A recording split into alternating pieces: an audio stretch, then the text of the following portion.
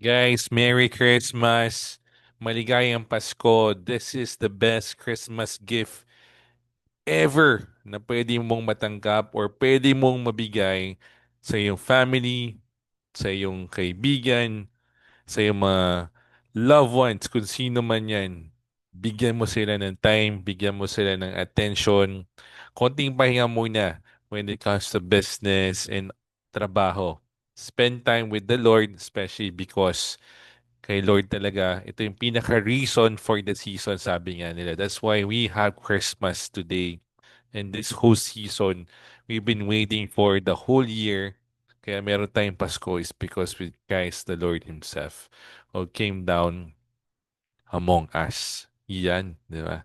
So the best Christmas gift that we can give, or the best Christmas gift is Jesus Christ Himself, no?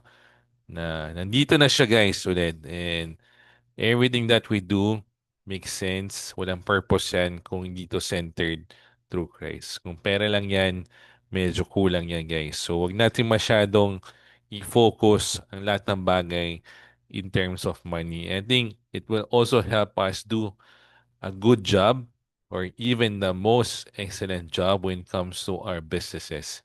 If we know na ang tunay na boss, hindi tayo. Ang pinaka-boss talaga natin is yung mataas doon, diba? The big boss upstairs. And lahat na meron tayo dito is just pinapamahala lang sa atin. Kaya tawag sa atin stewards, no? And all is provided to us, no? Yung mga business natin, yung mga customers natin, yung mga blessings nga is all provided because of Him. Kaya the best Christmas gift again, guys, bigyan naman natin siya ng atensyon. No, deserve na deserve talaga natin na bigyan siya ng panahon natin. Kasi one day nga lang to, 'di ba? One day of a holiday.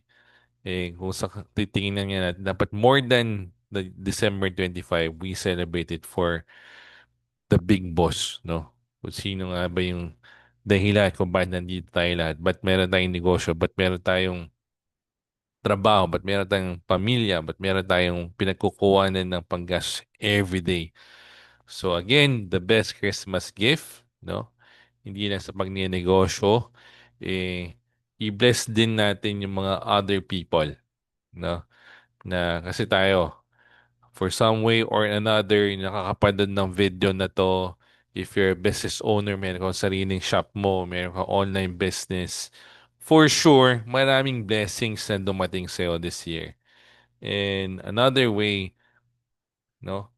To make this Christmas even better is to share that blessings. Marami tayong nakita mga vloggers, influencers, celebrities, no? Even politicians. And you don't have to be any kind of those people. Just somebody who believes that you've been blessed, and the best way to take care of that blessing is to also share that blessing to other people. So be that Christmas gift for the other person. Next. Baka ikaw na hinihintay niya na para mapaniwala niya ulit na ang Christmas napakaganda. Ang Pasko is something very special. Baka konting tulong mo lang yan. And yan yung narasasan ko today actually. No, going to church, no, Christmas Day, we had to, my parents serve in a church, so going there. Ako yung nag-drive sa kanila, and then while waiting for them, gulat nila ako, merong kumakatok sa bintana ko. May bata kasama yung nanay niya, nanlilimos no, on a Christmas day. And that really reminded me, no, the blessings that I have, no.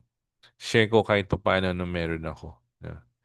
And hindi naman tayo nagdalawang isip pa, pero nagbigay na tayo kagad. Nag-abot na tayo ng tulong. No. Kahit papaano nung meron tayo, pwede natin i-share yan sa ibang tao. So yun lang guys. Again, I wish you all a Merry Christmas and the best gift ever we have received. Tandaan natin yan. And that's the main reason why we have the season of Christmas. So good luck din sa mga business natin. Pahinga muna, pero let's celebrate